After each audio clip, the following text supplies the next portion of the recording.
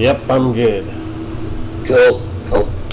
At least before we move into the start, at least your microphone is not excessively high and breaking ears. Just thought I'd let you know.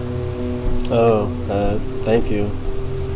Not a problem. Just thought I'd get you. Oh, and it was kind of noisily mature to, compare me to that guy from Catch a Predator. I kind of thought it was a low blow. You look like him. Yeah, look does not mean do. That's the Did I say you do? I said you remind me of this guy. You look like him. Alright then. So, let's carry on for the text discussion. Anyway, you said it was going to be a lot better than Marvel vs. Capcom 2. Well, before we get into that, you're going to argue for Capcom from a business standpoint. Well, technically, it's the pro side of the equation. You're on the anti side. I'm pro. Well, show me the pro. All right, here's the pro. Like Marvel vs. Capcom 2 was basically a hyper extended version of X-Men vs. Street Fighter. X-Men vs. Street Fighter had like what? A lot of X-Men characters and a lot of Street Fighter characters. So if you look at the Marvel vs. Capcom 2 roster, how many characters are from X-Men and Street Fighter? The same ones from that game? The same ones from that game, plus include extra people. Now, if you include the changes that they made from Capcom, Marvel vs. Capcom 2, which is a lot of their characters, original characters, which includes Hagar and a lot of the characters from Darkstalkers. Yeah, they are going to release a Darkstalkers game eventually. That's what I heard. And then you got the Marvel side of the perspective, which is basically a lot less X-Men characters and a lot more of their side, which includes the villains. It's just them pushing all the characters they were going to be pushing through. So let's compare the two, and just as to what my Ultimate Marvel vs. Capcom 3 is going to be producing, since, well, you're kind of angry on that one, as it were. Let's see. Do you know what Ultimate Marvel vs. Capcom 3 is? Yes, it's basically what they were going to do if the tsunami hadn't. If they were going to do for DLC, if the tsunami hadn't happened. Okay, see, that right there is where you're mistaken. You actually believe that garbage that they said that the tsunami does a lot more damage than people prospectively think. Even though people out there were still able to connect to the internet, they were near the disaster, and every single other developer out there was just fine releasing all their DLC and all their games. Well, I kind of get why is Capcom the only company? Why is Capcom the only company so-called affected by the disaster? Well, it has to be a morale issue. And a morale issue, and more, what happens if your company gets affected by a natural disaster that cripples the morality of people? If my company has to release something on the internet, I will just upload it to the servers and release it to the public. There's no way that they were affected by the disaster. That's just what they say because they didn't know what else to say. Yeah, it's what they say. However, people like you are reacting to a lot of anger. I kind of figured that all the anger has been building up ever since. You still haven't explained why the tsunami affected only Capcom releasing the DLC for that one particular game. Because they would have released it anyway as DLC, and I'm guessing they've lost profit. They said that too, didn't they? Yeah. So it's kind of like you walking down an alleyway, you see a shadow behind you wielding a knife, you turn around, the person hides the knife behind their back, and they hand you a flower. And it's like the Capcom fans, they take that and they go, oh, why thank you, even though there was clearly a knife behind his back, and as soon as you turn around again, they're going to stab you in the back. That's what Capcom is. They're telling you all this stuff to act like, well, we were going to sell you all this stuff as DLC. Even that sounds terrible, doesn't it? It does sound terrible. Yeah, it sounds terrible. But you know what? They would have made less money putting all that stuff as DLC. Because people wouldn't have bought all those characters. So it's much better and more of a profit to put it all in a new, complete quote-unquote version of Marvel vs. Capcom 3 and force everyone that has the original to buy the new one. That way you ensure. That way you ensure the original for a lot less, for a little less towards the new one. The trade-in value is $8. It's basically, you say $40, like over here in the UK, so we're like, 20, 25 pounds. The trade-in value in America for Marvel vs. Capcom 3 is $8. And the game has only been out for 5 months. True. The game isn't worth anything. Basically, even if you trade, even if the dollar value is like, low, you can still trade in. It's still 32. I mean, if it's like something like, it's $32 for things that should have been there in the first place, and plus there's DLC that doesn't even transfer over to Ultimate Marvel vs. Capcom 3. Actually, what I heard is that the two downloadable characters, Jill and Shumagorath, are still going to be there. So even if you keep these, only if you bought them as DLC. They're not going to be on the disc. They're still DLC characters. You could. Well, from what I heard, the two if you have the DLC from Marvel vs. Capcom 3, they're going to be instant when you play the new game. They're going to be unlockable just right off from the bat. Well, yeah, it should be, because you bought them for the old game, and then 5 months later, they're selling you a new version of it. Even though a lot of the DLC transfers over, there's a few things, I don't remember which ones it was, I'm going to have to re-look that up, but there was like something like I think it was like a game mode that doesn't carry over, or something like that. But basically, I'll have a look at that as well. Everyone that bought that is a waste of money now, because that doesn't transfer over. Perhaps. Now, let's move on to the characters, shall we? The new characters. Since you kind of have a few problems with a few of those characters yourself. Yeah, I have a problem with all those characters. I have a problem with all those characters. Right, number one, Firebrand. He's cool. Look, it's not about how cool the characters are. Those characters should have been there in the first place. And they're probably going to be. They would have been DLC anyway. Would have been. Except the tsunami that would have happened, which forced them to change their marketing plan, as I wanted to say. And it just so happens this marketing plan is more of a profit for them. In a way. Anyway, such a coincidence. Such a great coincidence. Oh, the tsunami happened. Our schedule to release digital media. As an excuse, I kind of see as a valid. That's funny because people in the tsunami were still able to connect to the internet, upload pictures, email their families. Nintendo got affected by the tsunami. So did Sega, and so did Sony. Yeah, but I think other companies as well. Did they delay anything? Did they delay any releases because of the tsunami, or did things just carry on the way they should have been? Capcom have delayed things for the 3DS. That's because they want to see in the business perspective. Now, let me just want to see this. See, when you're arguing in business perspective, you only care about what's good for the company, and you don't care about what's good for us.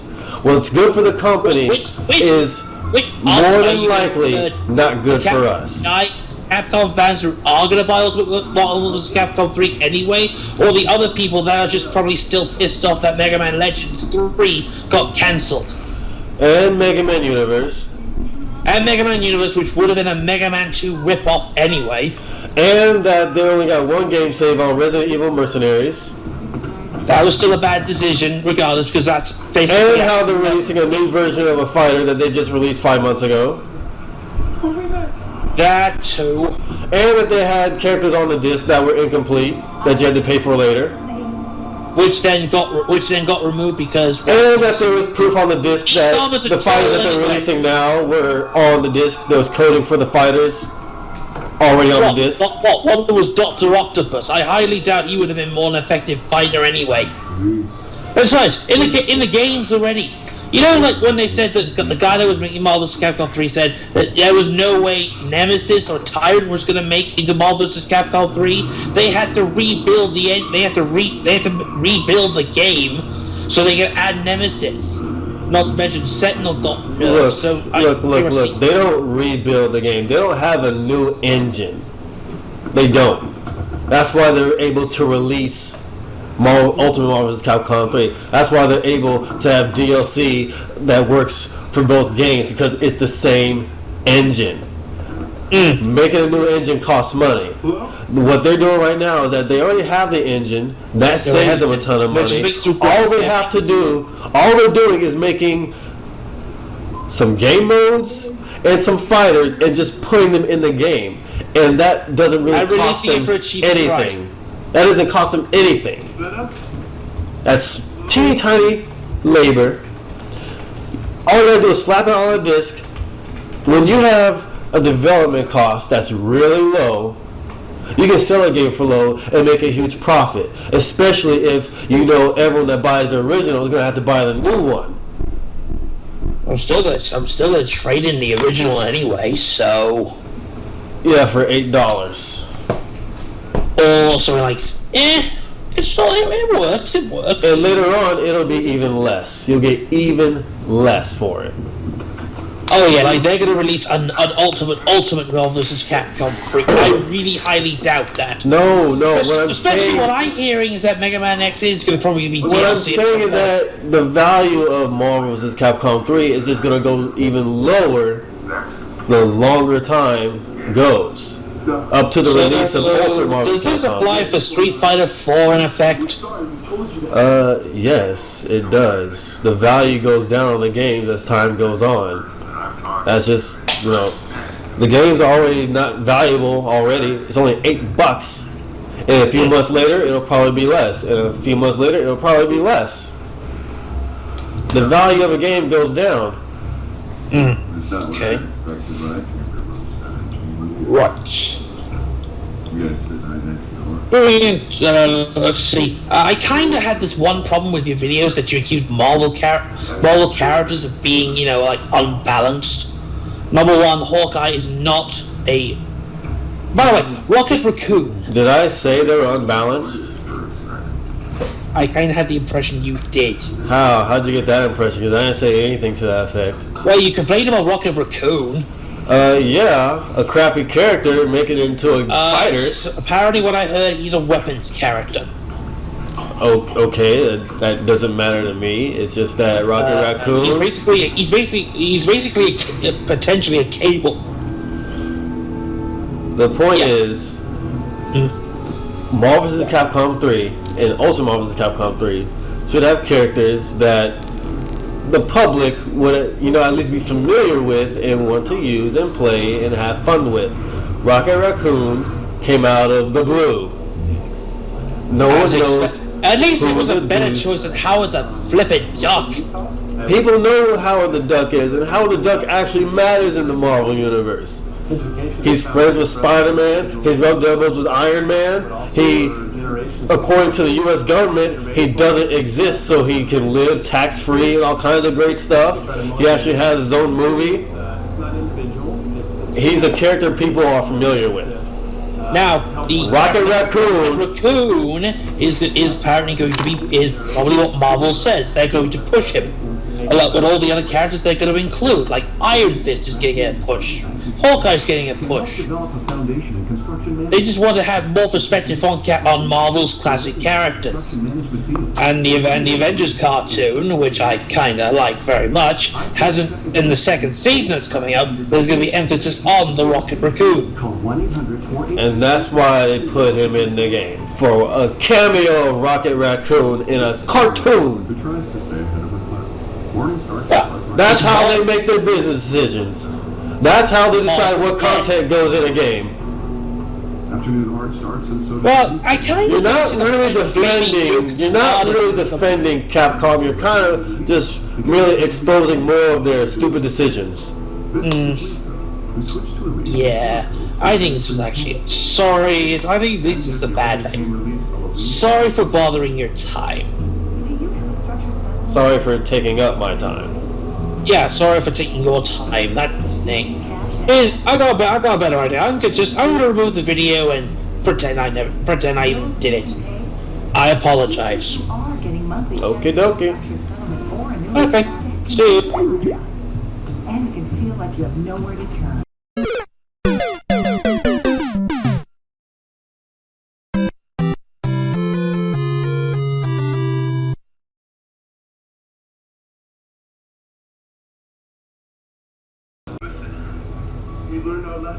Now, let me tell you guys a little bit of what we chatted about before we actually got to, get into the vocals, because at first it was just text, and I told him, let's do vocal. But I asked him, so let me get this straight. You're going to defend Capcom? And then he replies, in a way, yes. I say, in a way. LOL, already I see a weakness. That is what you think. I see things from a business side. LOL. Then there is no debate here. You got their corporate assets in mind. LOL. He already done, and I said the same excuses I heard from 360 fanboys. Here, at least we don't rape our ears on purpose. I still have a headache from that vid you did. I reply, LOL, quite the pointless statement. He replies, if you're not going to take this seriously, then I don't really see the point to this. I do exactly as your fans said to do, and yet this happens. Son, I'm pretty much disappointed. I reply, well, you got to understand, it's hard taking you seriously. You're going to argue for a company from a business standpoint, meaning you don't care about our end. He replies, I kind of don't see the point where they've been doing this since, 91? The whole sequels thing? End to a mean? I should reply with ... Just because somebody has been doing something for a long time doesn't make it okay, and that's not a valid point. A woman gets used to her man beating her, and she won't leave the man. That doesn't make what he's doing okay. Just because you get used to something, or just because something happens a lot, that doesn't make it okay. I just don't understand how people can make a video challenging somebody, and then their points are stupid things like this. He took that challenge video down real quick. He hung up on me, said goodbye, whatever. And within 5 seconds, his challenge video was gone. I was going to go on there and download it. Gone. That fast. Oh, God darn it. He been doing the yard. I replied to him, so it shouldn't matter because they've been doing this for a long time. We should be used to it. He said, yes. He replied, yes. Then again, the internet was invented back then in the early 90s. Besides, let me ask you something, good sir. Do you and the other fans think Marvel vs. Capcom 3 is basically going to be Marvel vs. Capcom 2? I replied, I thought it was going to be better than Marvel vs. Capcom 2. Hell of a lot better. And that's when I told him to get on mic, and that's when we spoke for just 15 minutes. And then it was over. So you guys, just let that be a lesson to any Capcom defenders out there and Capcom lovers and Marvel's Capcom 3 fanboys, whatever. If you try to defend a company like Capcom, it's impossible. It's impossible. Just let that be a lesson to you. See ya.